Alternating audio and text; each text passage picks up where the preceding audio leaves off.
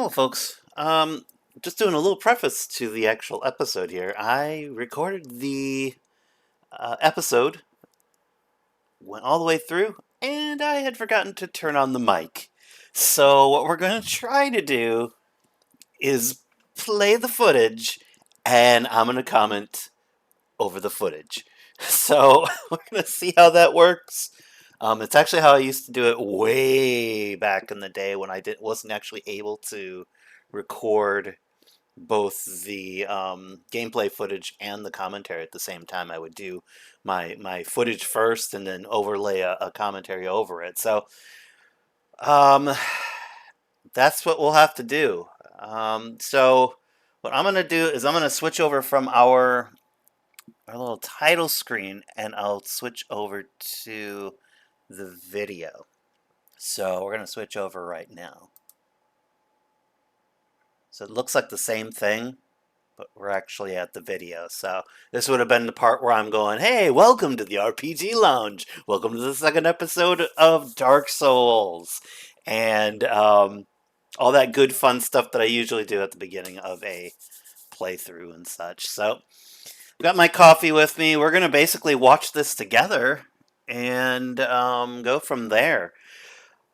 Last episode, we got here to Undead Parish. We did a few things, got the Gravelord sword. Between this episode and that last episode, I have a few more things. I leveled up my endurance, so I can now one hand the Gravelord sword. I also got the Balder armor from the Balder Knights here in Undead Parish. And in a few seconds, I think I'll actually show it off because I wanted to make sure y'all knew that I did some stuff in between these episodes. So, we're still fat rolling.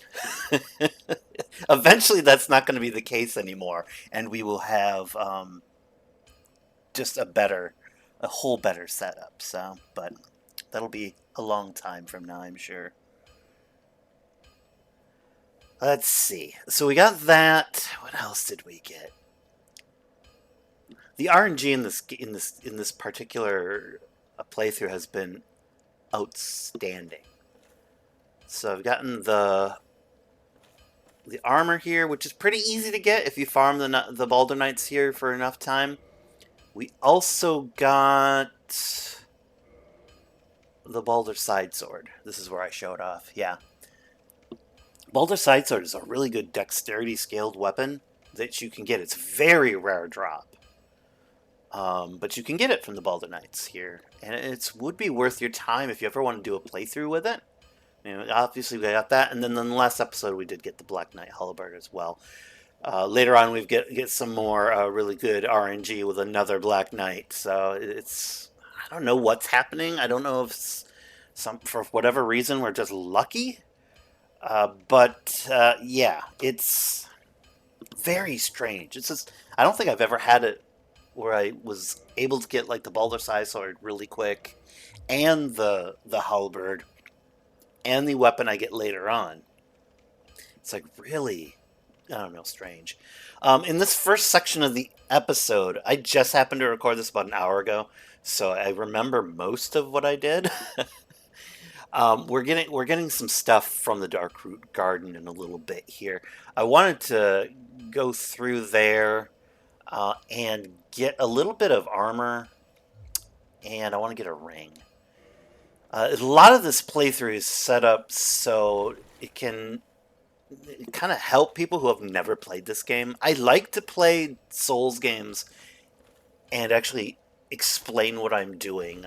A lot of the playthroughs I watch on YouTube, they just don't explain anything what they're doing, and that's fine.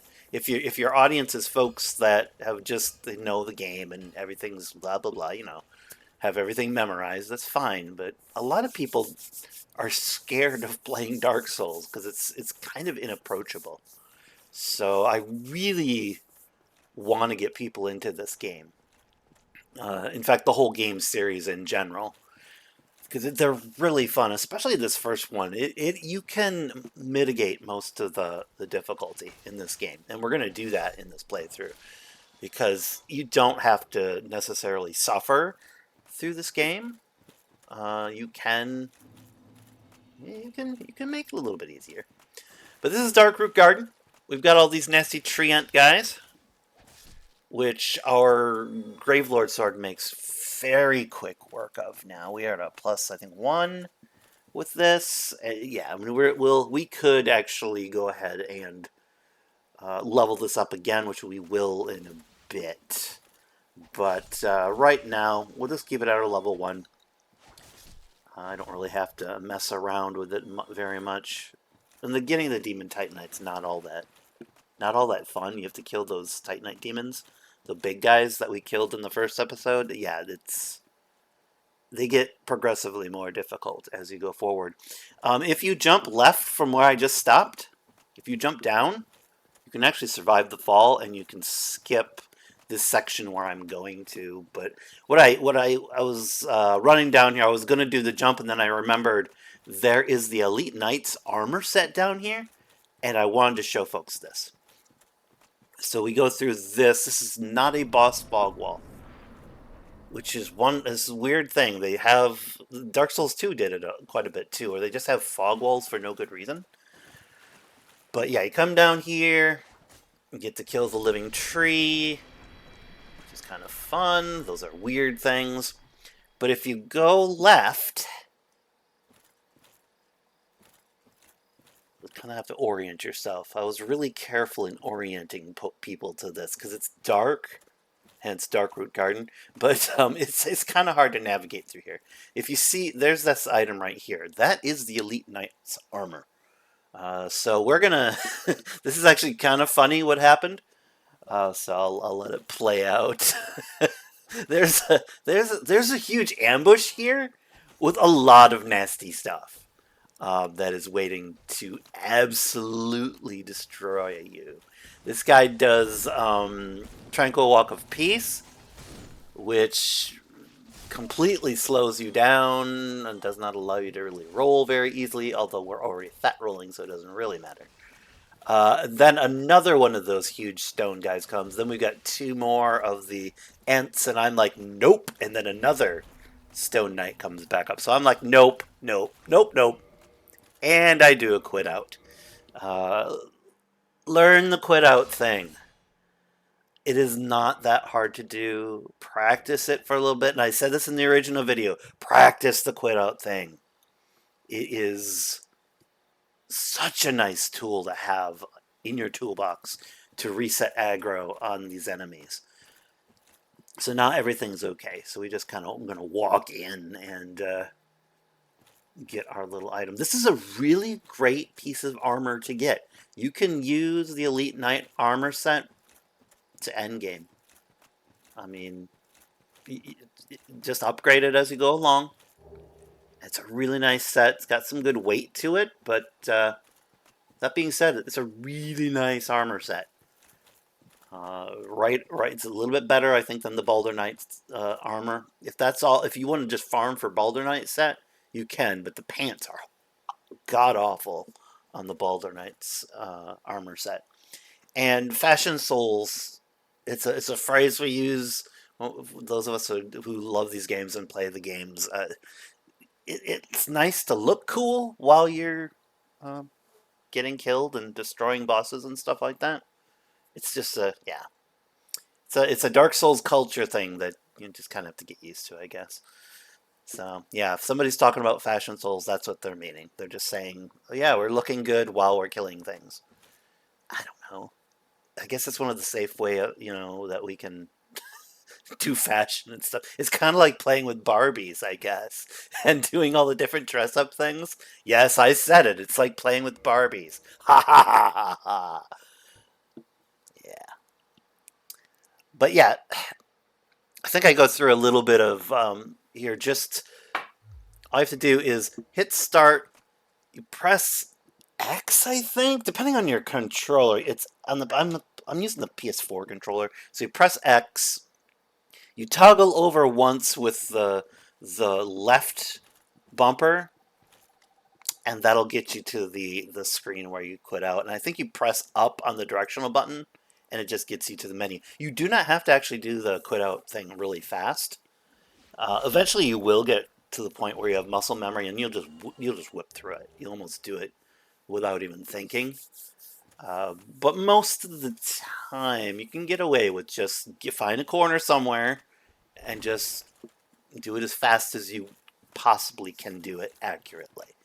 So, and then, yeah, it's a really good little system. So learn it, get used to it. Definitely a great way to play through these games to mitigate some of the annoying difficulty stuff that can happen, especially when it comes to some of the ganking that happens via the enemies. So in here, we're going to get a ring that will increase our poise. And what I'm doing right now, yeah, we're getting naked. I was in human form. Uh, I had kindled one of the bonfires, so I went ahead and went into human form and did all that good fun stuff. So we need to be naked so we can do a jump that's coming up here. With the sword we've got now, we can kill these stone knights pretty easily, and there's a stone knight up here that you can run past and do the jump really quick if you want to. I kill it just because I'm doing things a little bit more careful for you as you're watching the video and things, just so there'll be times when I'm going to do some stuff that you're going to have to probably catch up skill-wise on it, like the Anor Londo Rafters. I'm going to have to knock on wood, but I'm usually pretty good at those. I used to speedrun it, so I can go pretty fast. I may show a way to do that slowly and be able to... basically all you do. If you really want to get through that area slowly, just use a bow and arrow, and you can get through that area. The Painting Guardians will usually kill themselves if you aggro them properly.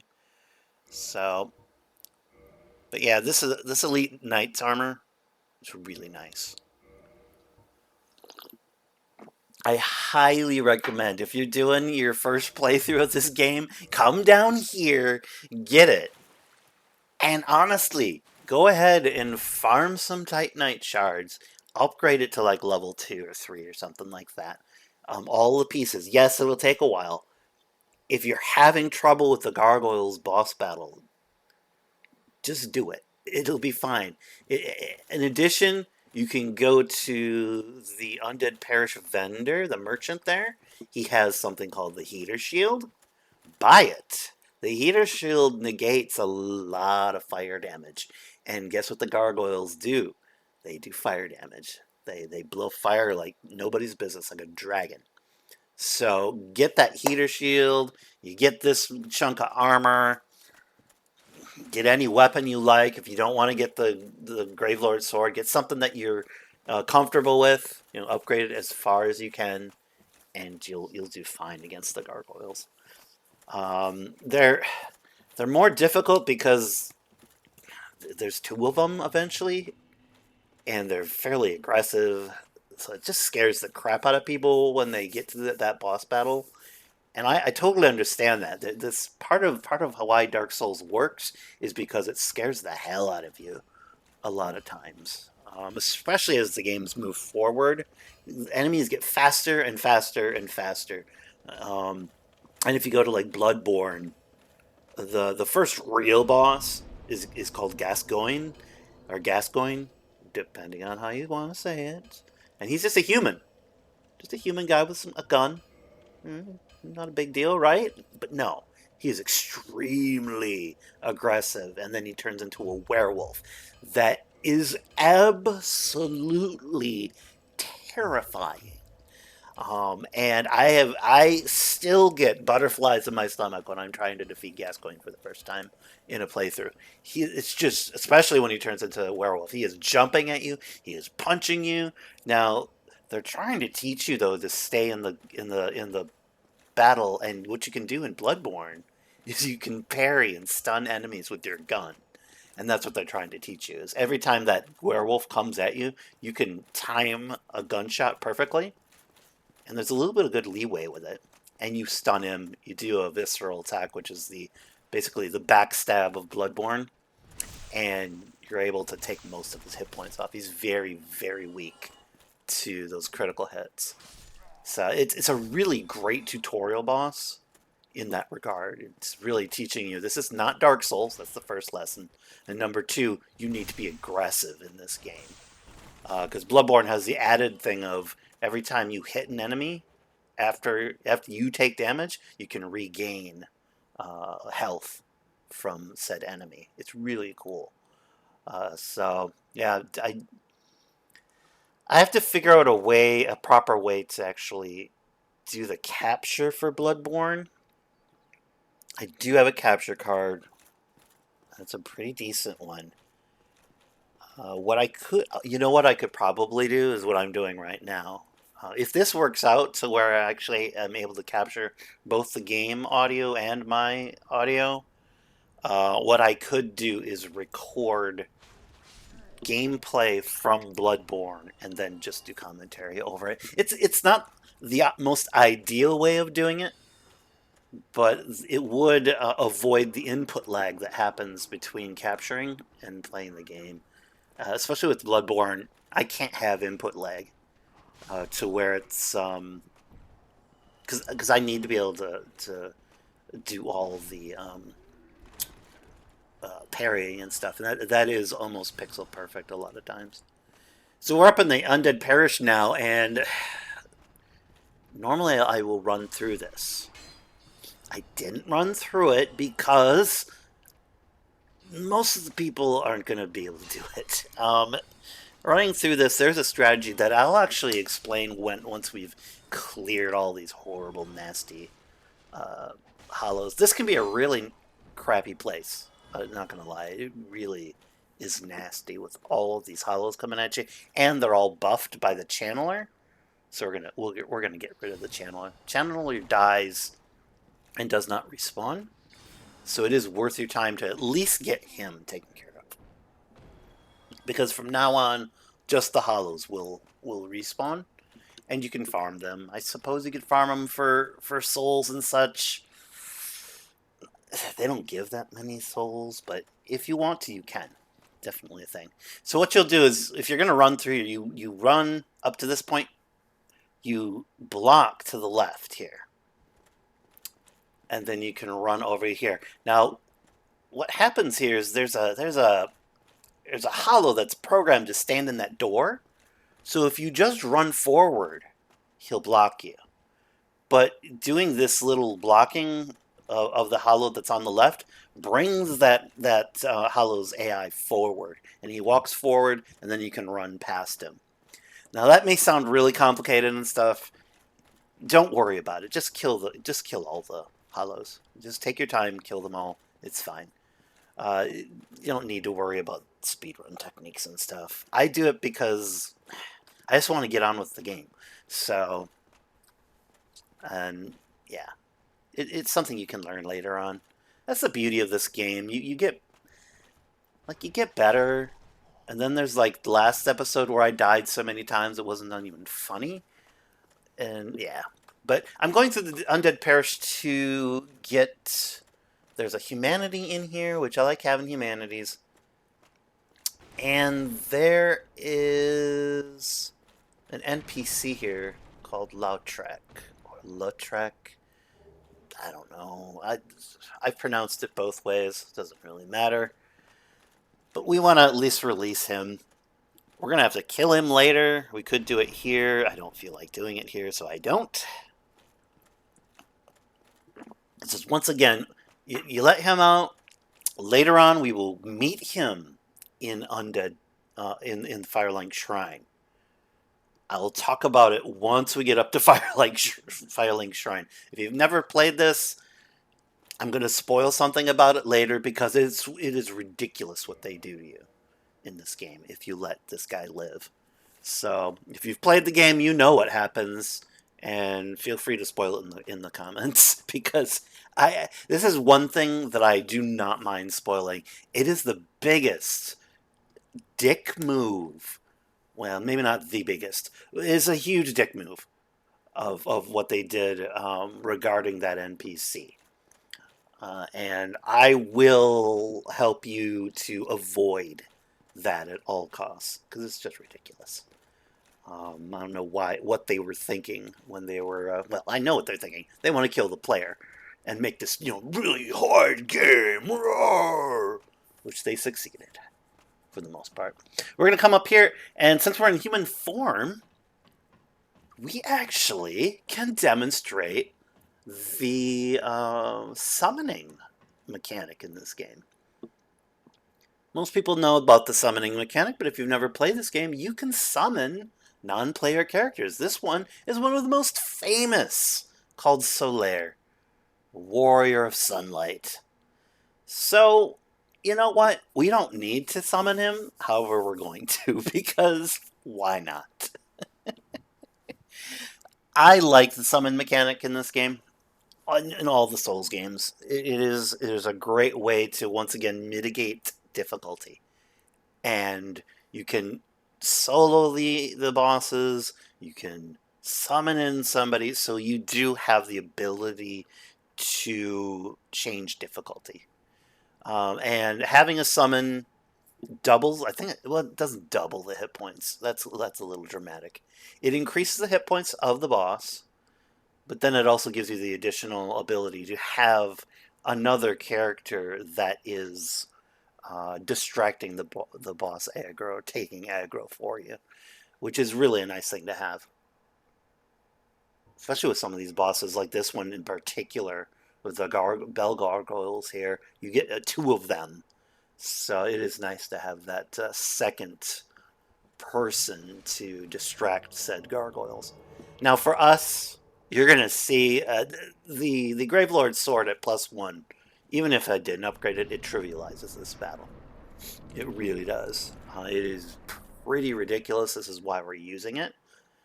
Because this is basically a way of making this easy mode. Even more easy mode than it would already be. So, this is a really cool cutscene. I did leave this in because, yeah, I mean, this is like the biggest oh shit moment. It really is. It's like, oh shit. I think I said that actually a couple times when I played this originally. Because, yeah, this thing just jumps off there and goes, boom, hits the ground. It's like, you're screwed. Yeah, it's very amazing. Not a hard boss battle. What sucks about the gargoyles is they fly around a lot. So use your shield. Use the pitch of the roof. See, he's already dead. The pitch of the roof actually helps a lot with some of these swinging attacks that they do. So as you can see, we do just obscene levels of damage. We finally got staggered. There. Gargoyles are dead. Could barely explain the boss battle before they died. So this is a really nice weapon to have. So we get a Sunlight Medal because we had Solaire with us. Also got a Gargoyle Helm, which looks kind of cool, but it's really heavy, so I wouldn't use it. Unless you're going to want to do some sort of, I guess, cosplay or something like that. You could do that, I guess. So we go up the ladder here to ring the Bell of Awakening, the first Bell of Awakening, before we go down to Blighttown and deal with that. But we're not going to. We do not go to Blighttown in this episode. There's a few things I want to do before, and that'll happen in the next episode.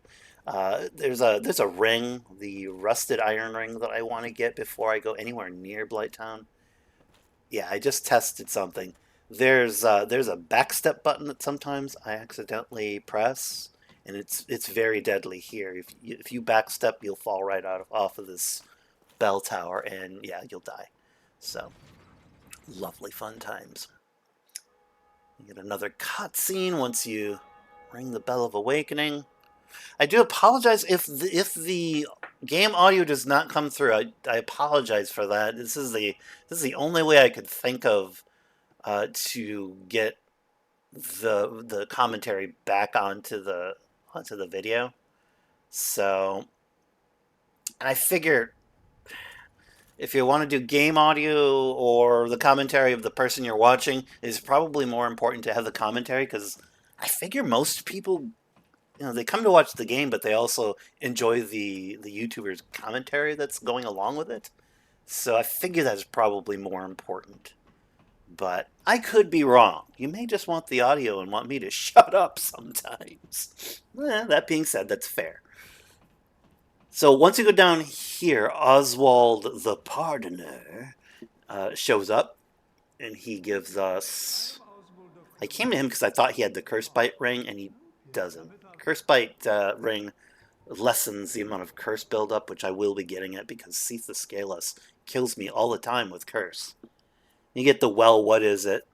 Little emote here.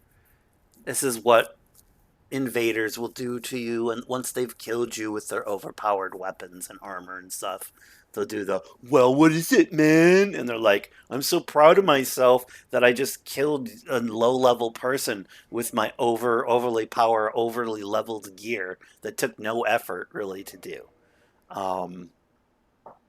Yeah. And I can complain about it because I used to do invasions, and I did do a few soul level 1 invasions with full gear, and yeah. I didn't do it very long because it got boring really fast. But yeah, I've done some invasions and things like that. It's not my most favorite thing in the world to do, but it does have some fun to it. So, especially if you're doing like the Darkroot Garden ones and one of the garden like defenders, that can be a really fun place to do some PvP. Not very much these days, just because most people just hack their way through it. So it's very rare to find, especially on PC, it's very rare to find legitimate players just PvPing for the fun of it. It's something I discussed a little bit the first time through on the commentary is people are really, really over serious about this game. Like the whole Souls series. And Souls likes. It's like they puff up like a puffer fish and like, I can beat this. And if I can't beat it, I'm like, you can't. I feel horrible about myself. I'm such a terrible person because I died. One of the things in this game is if you can become very like comfortable with dying in the game, there's really not a huge consequence. You'll lose your human form, and you'll lose your souls, but you get a chance to go get them again. If you honestly lose all your souls, you can get them again. It's okay. Yeah, you have to do a bit of grinding, but yeah, it's okay. Once you can become comfortable with that whole concept, these games become a lot more fun. I was talking to Andre here just because we need to get the Crest of Artorias. And that's what our little quest right now is to do. Because I thought that the gargoyles were going to give us more souls than they did. They gave us 10,000. I think they gave us 12,000, but I spent a few on one of those purging stones, which gets rid of curse.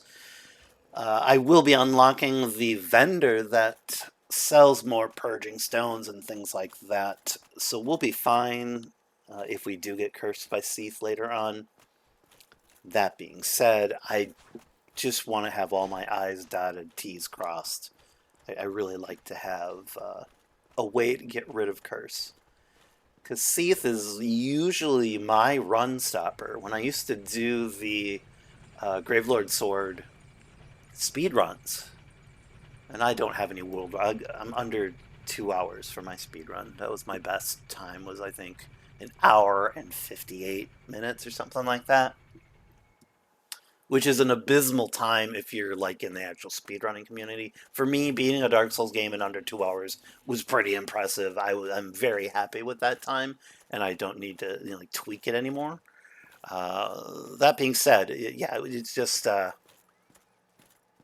Seath is just an annoyance. He has all these. We'll see him later in the playthrough, and he's got all these area of effect crystal things that he does, and once you're cursed, you die immediately, and it permanently halves your hit points, which sucks. So you have to use the Purging Stone to get back to normal. Which, yeah. At least we'll have one on board. What we're going to do here is I'm going to spoil something. So spoiler warning, we're going to spoil an NPC thing. I would listen to this, though, because Loudtrek here, if you let him live and go kill the... oh, what's her face? Quelaag in the swamp down there in Blighttown, he will kill your... oh yeah, and we die. No, he will kill your Firekeeper here in Firelink Shrine. And you will not be able to get her back until you do an invasion where he and 2 of his friends gank you in Anor Londo. And then you get back the soul of the Firekeeper and are able to restore her. Don't let that happen. It really sucks.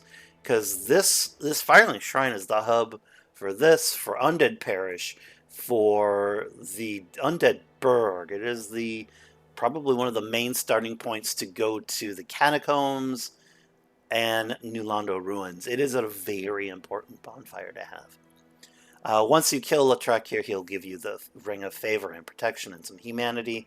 Ring of Favor and Protection is... people really love it, and it does some cool stuff. It increases your hit points, and it increases your endurance quite a bit, which is nice. Once you take the ring off, though, it breaks, and you can't put it on again, because it just goes poof and disappears. So it is a trap ring in that respect. You use it, you get a great benefit, but if you ever stop using it, it screws you over and goes away. So I avoid it. I just go ahead and do the leveling that I need to get more powerful. So it's up to you if you want to use it or not. I'm not going to tell you how to play the game. I will give you suggestions, but I won't tell you how to do it. If you want to learn through just experience and things, I think most people will figure out that, yeah, the trade-off's not worth it, especially since in Dark Souls 1 you have 2 ring slots. Later on there will be a boss that we have to have a mandatory ring on for it. So you really have 1 really free ring slot that you can use.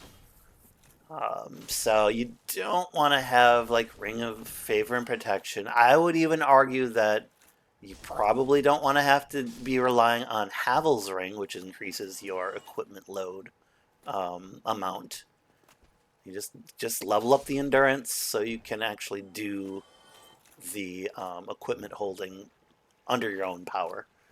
Those rings are great, but they end up being crutches, and they bar you from better rings, like the wolf ring that we have that increases our poise. That's a great ring to have because we don't stagger as much.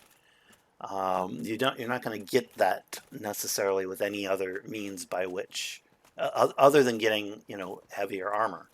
So we could technically wear lighter armor, which would increase our rolling ability, but we would still have the poise of heavier armor. Now, what I like to do is get like the stone armor and wear the poise ring, where I can just stand there and take hits, and nothing kind of staggers me at all.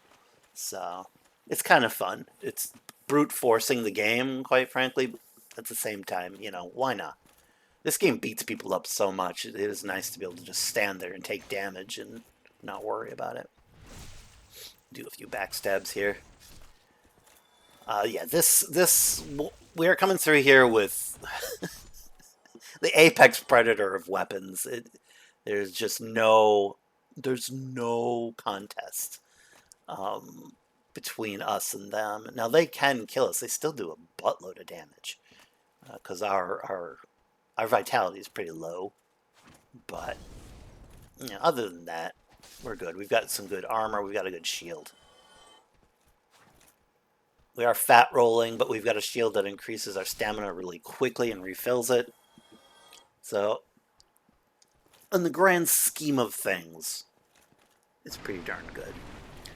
I went ahead and wanted to go through here for one. I want to get the 20,000 souls, which we will be able to get through just going through here. I was explaining something cool. If you want to get to the lower Undead Burg, you can do a little jump here, which we're not going to do, because with heavy armor, you're not going to be able to really do it. But what you do is you go up that ramp and you jump down, and kind of where my sword hilt is pointing, you'll land on that little ledge there, and then you just heal up, do one more jump down, and go to the right, and you will get to the lower Undead Burg where Capra Demon is. You go down, but before you kill Capra Demon, go right, you go down some stairs, you go up like some stairs, and you open a shortcut back to Firelink Shrine. I would do that before you take on Capra Demon. I will probably come back in the third video and show the technique to do this. This is a really nice little hack to be able to do. It is a little bit difficult to do, but what I usually do is take off all my armor, and that lets you jump a little farther. And that usually will work just fine. Definitely, there is another way to do it, which I find that the alternate way to this is a little bit more difficult because you have to jump to a very specific spot on a wall and then roll off from there, and you can fall really easily. So I would just recommend once I show it, maybe in the next episode, I'm pretty sure I'll do it because I hate going the normal way through the lower Undead Burg with all there's these ninjas with knives, and it's just, they're not ninjas, they're thieves. They look like ninjas a little bit though, not gonna lie. But yeah, they'll jump on top of you and murder you. It's really annoying. Really annoying. Undead Burg is a very interesting place, so it's designed very well with all the various little encounters that you've got going. All of these enemies, you should practice parrying. I know. Blind man, I don't want to learn how to parry. I don't want to do that. No, it's too hard. It's not. If anything, this is actually the easiest game to parry things in. Dark Souls 2, Dark Souls 3, the timing is a little bit weirder. I would say it's even easier than Demon's Souls as well. But if you this Undead Burg is very much designed with different timings from all the enemies. Do a little bit different timing with their swings, so it helps you practice predicting timing. So when you get to Anor Londo, which is this huge, beautiful city up in the clouds, well, it's not. It's on the other side of a mountain. But once you get there, the really hard enemies, the Silver Knights, you'll be able to parry them because you'll have built the confidence to do so from these guys. Beautiful foreshadowing and training and tutorializing in the game without actually tutorializing it. So very, very cool thing. So practice parrying. It's okay. It makes such a really cool sound when it happens too, that alone makes it so it's just fun to do. I mean, you see it right there. It's like, it's just cool. I showed off a little thing of the Gravelord Sword. You can use its thrusting attack to actually damage things through walls. It's a fun little thing that the Gravelord Sword does. Some of the other thrusting kinds of weapons will do it too. So then you can just kill that little enemy, because usually what he'll do is he'll throw. I think he throws like a bomb or something at you. I don't remember what it is. It's something nasty, so I've always just learned to avoid it. But here's kind of how you go through this area slow. I wanted to do this again, help people that have not maybe ever played this game. These guys, you can bait that first one out. Not too hard to do. You can bait this guy, and he just does his thing. And with the weapon we have, we just two-shot it, so it's really not that challenging. All right. So we've got that, and I think I remembered that I didn't get the residence key from the undead merchant here, which we will remedy that issue by the end of this episode. Hate to spoil it, I know. It's a big spoiler, Blind Man, come on, why are you telling me this? Because I just happen to remember it. So. But yeah, this is a good way to kind of deal with these enemies. Change your lock on a bit. If you've got a really good thrusting weapon, that's a great way to do it. But as you can also see, they do a lot of damage. They can 3-shot me. So, yeah. And this is just a new game. So it's not New Game Plus or anything special like this. If you're coming down here, get this. This is gold pine resin. We can't use it for our sword because it's already imbued with toxic. So we can't imbue it with lightning. But if you have another weapon other than the one I have, like if you were using the Balder side sword, that would also be a great candidate for using your gold pine resin on. Because that will thrash through the gargoyles. It does an obscene amount of damage to gargoyles. They're very weak to lightning. At least the bell gargoyles are. Later ones are not as weak, but I tried to sneak up on this, and yeah, it didn't work. But we staggered it, and yeah, it's a 3-shot thing. We get the Dark Knight sword. Pretty crazy. I don't know how. I actually don't know how often you get that. I don't know if it's a. I don't think it's a guaranteed drop on this one. I'm pretty sure. But I know I don't always get it. But we're not going to use it. You could though. If you get that, or like the Black Knight Halberd, and it's your first playthrough, level it up. It levels up a Twinkling Titanite. You'll probably get a few of those as you're going through the game. Even before you get to the Duke's Archives, where you're going to get the rest of them for yourself. But yeah, they're really powerful. Now their stat requirements are pretty high, but once you get them, it really trivializes your first playthrough for the most part. So if you want to, beat this game with a little bit more ease, yeah, that's probably the route to go. Get the biggest, most damaging weapon you can possibly find, and go from there. Something to mention: if you go through this door and go down through this tower, you can go kill Havel. You can get his ring. He's a big armored dude with this huge club that he swings at you. We don't do it. It's not the most fun battle. It's not all that hard. It's just his hammer has a really weird hitbox on it, and it tends to crush me into oblivion. So we're just gonna skip him. Go ahead and hit this though. There's a little lizard here. And we end up getting Twinkling Titanite, which would be great for our halberd.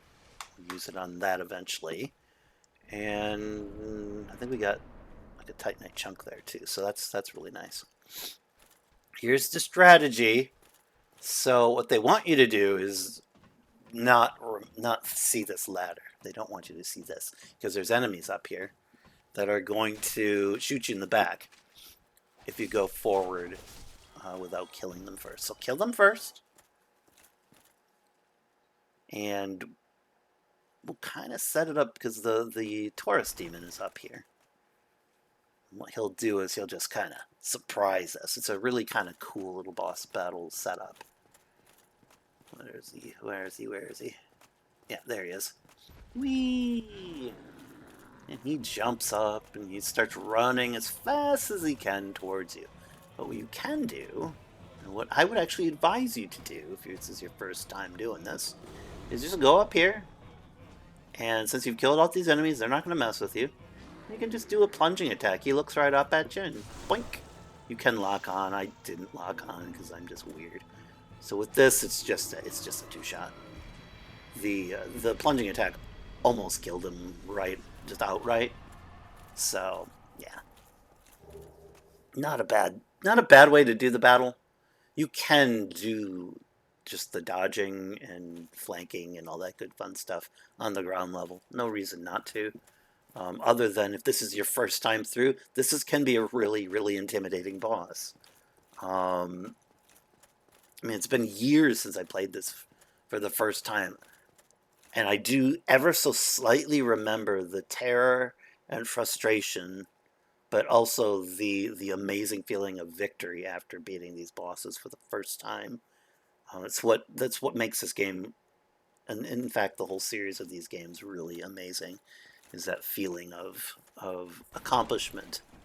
Unfortunately, as these games have progressed, they've had to make the bosses harder, faster, and just more damaging as they've made the games. And they're kind of to the point where, like, if you play like Elden Ring, really good exploration, but the bosses, if you compare them to this game, they like have endless amounts of stamina to do endless combos on you, and it's really it's like sensory overload in many ways.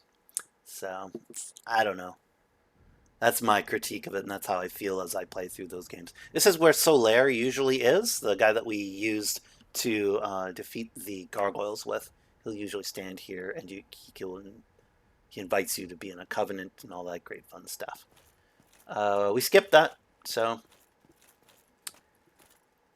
now beautiful bridge, but it's a trap. Well, I'll show you.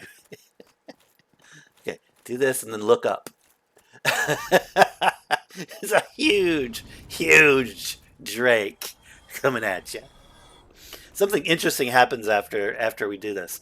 Normally, what happens for me is this drake will actually start shooting fire when we come down the bridge, and you'll see what happens. It's very interesting. I've never had this happen before. I'm not sure why it happens. I do take off I take off my armor a lot in these games just because it lets me roll and run a lot easier. Normally, the Drake will start blowing fire, and he doesn't do it. I don't know why he didn't do it. It's very strange. Um, but come down here, you kick down this ladder, and this brings you all the way back to that Undead Parish bonfire. The interconnectedness of this original section of the game is really well done. It makes the game just tons of fun. Very much like some of the Kingsfield stuff. Like if you play Kingsfield, the one with Melanet, that whole island, that is all interconnected like that too. And it's really an interesting level design and setup. So I almost end the episode here, and then I remember, oh, we didn't buy a few things. So we are going to go and to the Undead Merchant, which is actually a good idea here to do because I can show you what's here. Undead Merchant is very nice. Like if you're doing a Soul Level 1 run, the Undead Merchant actually sells the Soul Level 1 weapon, the Reinforced Club, which is a club with spikes on it, like little nails on it, does bleed damage. It's a really nice little weapon. You can also go to the New Londo Ruins and get one of the jagged knife blades, or jagged ghost blades, that's what they are, and use that as your Soul Level 1 weapon. It's pretty good. It's got some bleed stuff on it. It's got a pretty decent moveset, but the range is a little bit shitty. The good thing about the Reinforced Club is that it has a nice jump attack on it, so at Soul Level 1 you can really utilize that pretty well. But that being said, I'll show you where this Undead Merchant is. Down here, past the little crate, so if you don't do exploration all that well, you're going to miss him. So there he is. He has the club. He's got a lot of other things. He also has something called the Residence Key, which unlocks a door in Lower Undead Burg to a mage that will sell us sorceries, which I may do. I won't need them, but I may buy a few sorceries at some point. You can also kill this merchant if you so desire, and get the Uchikatana, which is it's a bleed weapon. It's a katana, so it's a curved blade. It's very fast. Not a bad weapon. It's got a little bit of stigma to it because it's considered to be a noob weapon. you kindly. Well, that being said, don't take that to heart. If you want to be a complete badass and use a katana and have fun with that build, you do it. You do it and you do it now. Enjoy the game any way you want. Don't let people tell you how to play these games. That's a really bad way to do it. As I tell you how to play the game. But I would, as much as possible, just experiment with things. If you find a weapon that you really like and are comfortable with the moveset, that is actually more important many times than if you just have a weapon that does a huge amount of damage. I won't say that damage is not. It is a really good thing to have. At the same time, yeah, being comfortable with the weapon and the moveset that you've got can really save the day a lot of times. So we're back to Firelink Shrine. We kind of went the back way through.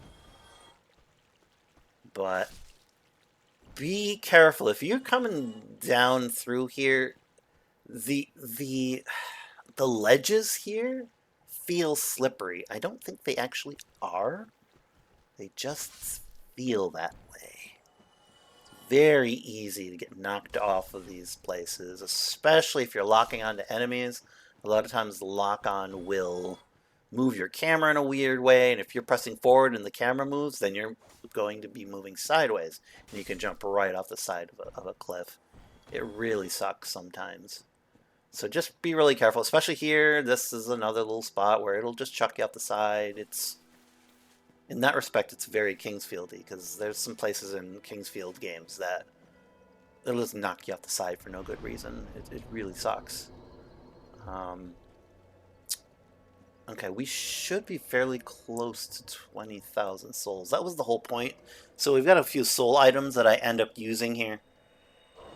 And it gets us really, really, really, really close to being able to do what we want to do. I think we get like 10 away from our goal. Might be a little bit less. And I'm like, oh, come on, dang it! But there's 3 hollows up in Undead Parish that will definitely help us to even that out. And hopefully you guys have enjoyed the video. I do apologize again for the technical stuff. This is one of the things with doing YouTube videos. If you ever get into making YouTube videos, it is harder than it looks. It really is. Especially if you're forgetful like myself, there's a lot of little technical things that have to happen to make a video actually work and things of that nature. So it might seem really easy, but it just... I wouldn't say it's the hardest thing I've ever done. It's just... It's definitely harder than it looks. So here we enter Undead Parish, and we have 3 enemies that we can kill, which should bring us right over to 20,000. There it is. Yep. Get a few little things here. Do a nice parry and riposte. And again, I'll say it again, I don't like to harp on this, well I kind of do, because I really think it's very valuable to learn how to do some parrying. You don't have to parry every friggin' enemy in the game. That's not what I'm saying. Really, when you go to Anor Londo, that is the place that parrying makes it so much easier to kill the Silver Knights. I can't stress how much better it does work. Oh, here's the I said something in the original comment. Elite Knight's armor is actually the armor that's on the box cover for the original game. So, it's in and of itself, that's a reason to get this armor. Not really, but it's a good armor. So, and it looks kind of cool. It's shiny, and I like shiny objects. So what we're going to do is we're going to buy the Crest of Artorias, which opens a gate in the Darkroot Garden, which will gain us access to the stone armor, which I'll be getting in the next episode. So we'll get this. Yeah, this is a great little hub area to get most of your stuff upgraded to at least +3 and your weapon to +5. You want to do that. Take the time to upgrade your stuff. Again, if you're having trouble with the game, that is a perfect way to mitigate that difficulty. So I think this is where we end on this part of the playthrough here. But yeah, hopefully you guys are enjoying this. I'm really having fun playing the game. So I will try my best to actually get the mic to turn on for the next episode. But let's see. I will be recording the next episode of the 7th Saga later today, probably right after this, if this actually worked. And I will also be... what else will I be doing? Well, I've decided what the next game is going to be, but I'll leave that for later on. Feel free to like, comment, and subscribe, and add folks to the community. Thank you for the subscriptions that I got last week, so very much appreciated. This has been the RPG Lounge. I will see y'all later. Bye now.